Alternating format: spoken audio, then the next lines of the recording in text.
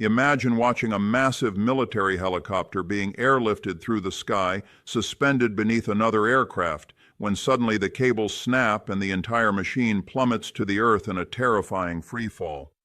That's exactly what happened just hours ago in the West Bank, and the dramatic footage captured on video has sent shockwaves across the Middle East and around the world. An Israeli Air Force Black Hawk helicopter, worth millions of dollars and critical to military operations, came crashing down near residential homes in one of the most volatile regions on Earth. The dramatic rescue operation that was supposed to save the stranded aircraft instead ended in catastrophic failure, with the helicopter tumbling from the sky and smashing into the ground. Miraculously, no one was killed or injured, but the incident raises urgent questions about military safety procedures, the challenges of operating in conflict zones, and what really went wrong during this botched recovery mission. This is the complete story of a military disaster caught on camera and what it reveals about the intense pressures facing Israeli forces in the occupied territories. At approximately 9 o'clock this morning, Friday, January 16, 2026, residents of Gush Etzion in the southern West Bank witnessed something they will never forget.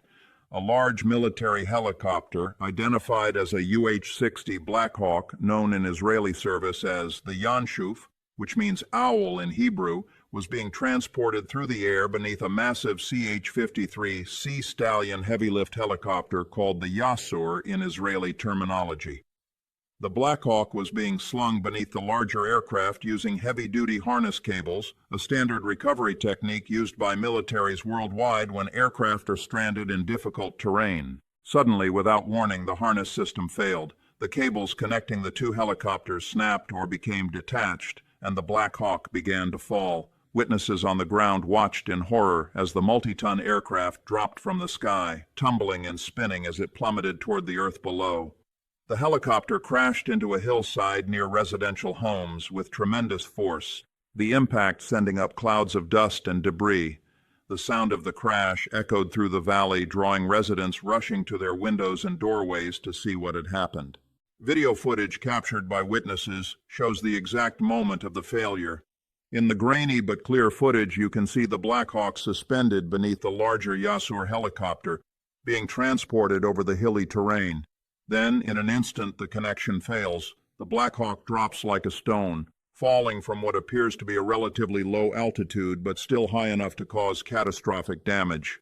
The aircraft hits the ground at an angle, the force of the impact crumpling parts of the fuselage and sending pieces of equipment scattering across the crash site. The most remarkable aspect of this incident is what didn't happen. There were no casualties. According to official statements from the Israel Defense Forces, no one was killed or injured in the crash. This might seem impossible given the violence of the impact, but there's a crucial reason why. The helicopter was empty at the time of the crash. There was no crew aboard the Black Hawk during the recovery operation precisely because of the inherent risks involved in such maneuvers. The pilots and crew were flying the larger CH-53 Yasur helicopter that was doing the towing, while the damaged Black Hawk being transported was essentially just cargo. Had this helicopter been occupied during normal flight operations when it crashed, the outcome would almost certainly have been tragic. Black Hawk helicopters typically carry a crew of 4 along with up to 11 combat-equipped soldiers or 4 stretchers for medical evacuation missions. A crash of this magnitude with personnel aboard would likely have resulted in multiple fatalities. The decision to transport the empty aircraft using the sling load method, while ultimately unsuccessful in saving the helicopter itself, undoubtedly saved lives. Local residents near the crash site also escaped injury despite the helicopter coming down perilously close to residential homes. The timing of the crash during mid-morning hours and the specific trajectory of the falling aircraft meant that it impacted on open hillside rather than striking buildings or populated areas. Emergency response teams arrived quickly at the scene to secure the area and ensure no secondary hazards existed, such as fuel leaks or the risk of fire.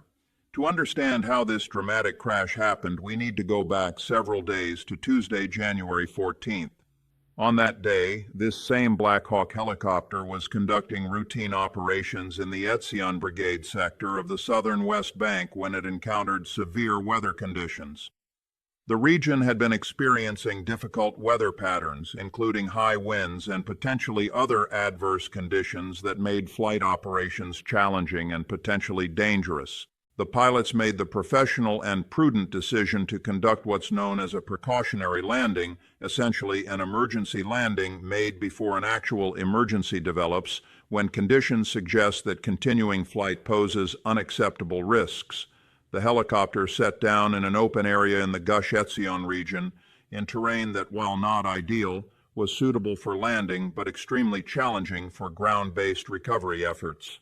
The location where the helicopter landed was described as remote and hard to reach, situated in hilly terrain that would make it nearly impossible to recover the aircraft using ground vehicles. The helicopter couldn't simply be loaded onto a truck and driven away. The topography and infrastructure of the West Bank made that approach unfeasible. This left Israeli Air Force planners with essentially one option: aerial recovery using a heavy-lift helicopter capable of carrying the stranded Black Hawk. For several days, the helicopter sat in that open field while military planners worked out the logistics of the recovery operation.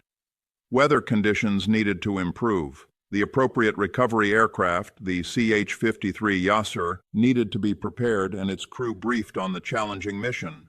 The harness system needed to be inspected and prepared. All the pieces had to come together for what should have been a routine, if technically demanding, recovery operation. On Friday morning, everything seemed ready for the recovery attempt. The weather had improved from the challenging conditions earlier in the week. The CH-53 Yasser heavy-lift helicopter, an aircraft specifically designed for exactly this type of mission, was prepared and its experienced crew was ready. The harness system that would connect the two helicopters had been rigged and inspected. The flight plan was established, designed to lift the stranded Black Hawk and transport it to a secure facility where it could be properly serviced and returned to operational status. The Yasser lifted off and maneuvered into position above the grounded Black Hawk. The harness cables were attached, connecting the two aircraft in what's called a sling load configuration. The Yasser's powerful engines began to strain as they took up the weight of the Black Hawk. A UH-60 Black Hawk weighs approximately 11,000 pounds empty, making this a significant lift even for the mighty Yasser. The stranded helicopter lifted off the ground, suspended beneath the larger aircraft. The recovery operation appeared to be proceeding as planned. The Yasser began moving forward, transporting its cargo across the hilly terrain of the West Bank. Then, at some point during the flight, reports suggest it was relatively early in the recovery operation, something went catastrophically wrong with the harness system. Whether the cables snapped due to stress, whether a connection point failed, whether there was an equipment malfunction or a procedural error, the result was the same. The Black Hawk became detached from the Yasser. The physics of what happened next were brutal and inevitable. Once the connection was lost, the Black Hawk was in free fall with no way to arrest its descent. The Yasser crew above could only watch helplessly as the aircraft they had been transporting fell away beneath them. The Black Hawk, worth an estimated $40 million when new, plummeted to the ground and was destroyed on impact. Within hours of the crash, the highest levels of the Israeli Air Force were responding to the incident. Major General Tomer Bar, the commander of the Israeli Air Force, immediately ordered the establishment of a military investigation committee to examine every aspect of what happened. This type of rapid investigative response is standard practice in military aviation incidents, where understanding the cause of accidents is critical not just for accountability, but for preventing future occurrences. The investigation committee will have numerous critical questions to answer. First and foremost, what caused the harness system to fail?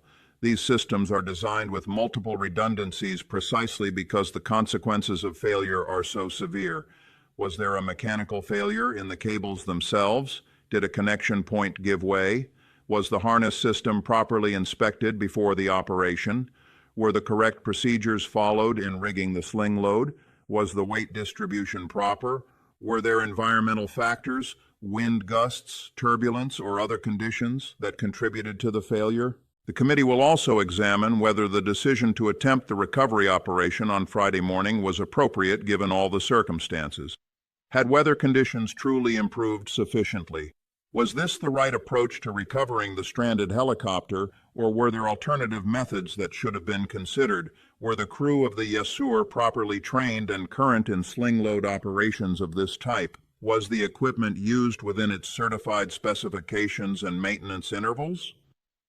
These investigations are exhaustive and can take weeks or months to complete, involving examination of wreckage, review of maintenance records, interviews with personnel, analysis of procedures, and sometimes even computer simulations to recreate the incident. The Israeli Air Force has a strong safety culture and a reputation for thorough accident investigation, so we can expect a comprehensive and professional examination of this incident.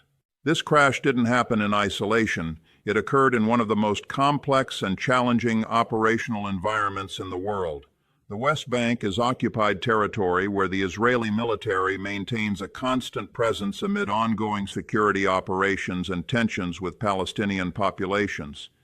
Every military operation in this region carries not just operational risks, but also political and diplomatic dimensions. Gush Etzion, where this incident occurred, is a block of Israeli settlements in the West Bank south of Jerusalem and Bethlehem. It's an area of particular sensitivity where the presence of Israeli military forces is controversial and where any incident can become magnified through political lenses.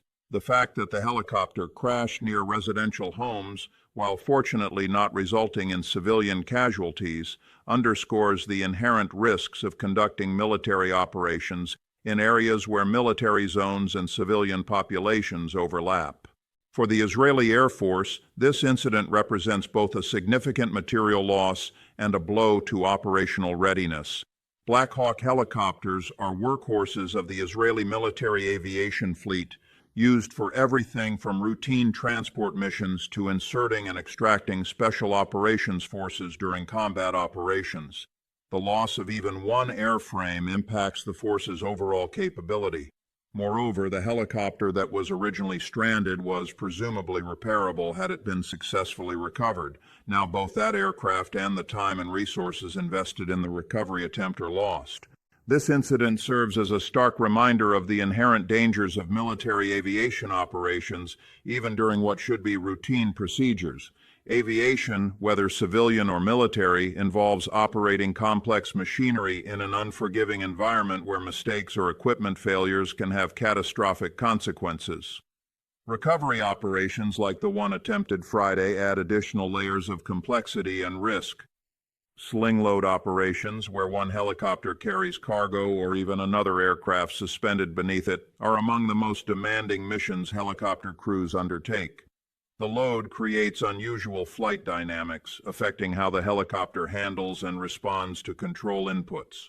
Wind and turbulence have amplified effects on suspended loads. The act of connecting and disconnecting the load requires precise coordination between ground crews and flight crews. Throughout aviation history, sling load operations have been responsible for numerous accidents. The Israeli Air Force, like other modern military aviation organizations, invests heavily in training, equipment, and procedures designed to minimize these risks. Pilots undergo extensive training in sling load operations. Equipment is carefully maintained and inspected. Procedures are developed based on decades of experience and lessons learned from previous incidents. Yet despite all these precautions, accidents still happen, a sobering reality of military operations. In the immediate aftermath of this crash, several things will happen. The investigation committee will begin its work, methodically examining every aspect of the incident. The crash site will be secured, and all wreckage will be carefully documented and recovered for analysis. Maintenance and operational records will be pulled and reviewed. Personnel involved in planning and executing the recovery operation will provide statements. All similar operations may be temporarily suspended until the investigation can determine if there are immediate safety concerns that need to be addressed. For the Israeli Air Force's CH-53 Yasur fleet, which performed the recovery attempt, this incident comes at a significant time. These helicopters have been in service for decades and are scheduled to be progressively replaced by newer CH-53K-based helicopters called PER, meaning wild horse in Hebrew, later in this decade. The Yasour fleet has served admirably over many years, but aging aircraft require ever more intensive maintenance and face increasing challenges.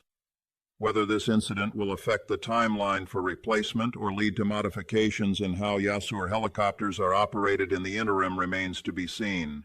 The loss of the Black Hawk, while significant, is something the Israeli Air Force can absorb. Black Hawks remain in production, and additional aircraft can be acquired if necessary, though at considerable expense. The more important outcomes of this incident will be the lessons learned and any changes to procedures, training, or equipment that result from the investigation. If the investigation identifies specific failures or deficiencies, addressing those findings could prevent future accidents and ultimately save lives. Conclusion. The dramatic helicopter crash that occurred this morning near Gush Etzion in the West Bank represents a significant incident in Israeli military aviation, even though thankfully it resulted in no casualties. The spectacular failure of the recovery operation, captured on video and witnessed by residents of the area, demonstrates both the inherent risks of military aviation operations and the importance of safety procedures. In this case, the decision to transport the damaged helicopter without personnel aboard, which undoubtedly prevented what could have been a tragedy. As the investigation proceeds in the coming weeks, we will learn more about exactly what went wrong during this recovery operation and what steps will be taken to prevent similar incidents in the future. For now, the images of that Black Hawk helicopter falling from the sky serve as a powerful reminder of the dangers faced daily by military aviators operating in one of the world's most challenging and complex environments. The fact that this dramatic incident ended without loss of life is something to be grateful for, but it doesn't diminish the serious questions that this crash raises about equipment, procedures, and the ongoing challenges of military operations in the occupied territories.